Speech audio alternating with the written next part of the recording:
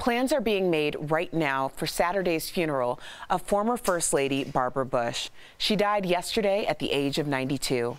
With her husband of 73 years, former President George H.W. Bush holding her hand. Let's take a look back at her extraordinary life.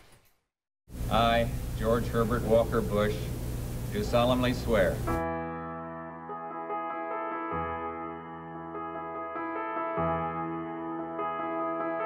to see that same fellow that I used to drive around in Little League carpools and I used to yell at to please pick up his room, to see him as president is truly amazing.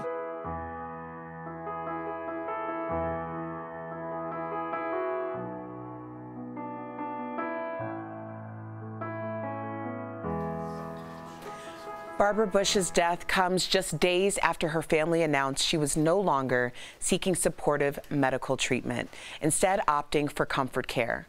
And Sam, this touches so many, especially those with elderly parents. That's right, Erica. It's such an emotional and extremely difficult decision.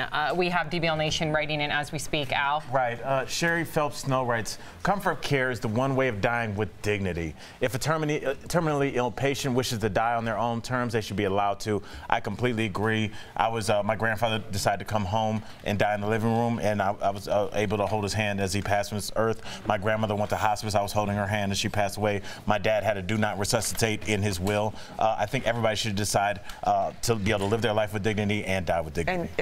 And you have I don't know if this is two-part, you have a tattoo with your grandmother's name on it, correct? I do. Yeah, wow. Marcella, yes. No, may she rest in peace. Yes. No, you're crazy about her. Kimberly Ann Palasoda writes, my husband passed in January.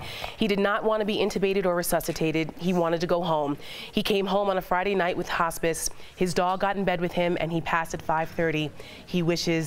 His wishes were honored. You know, I was there when my grandmother passed away.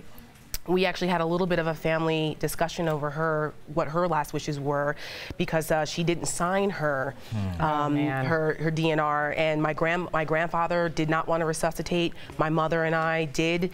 It was a little tough, but she ended up passing away peacefully. I held her hand. I was there, so we didn't have to go through it really.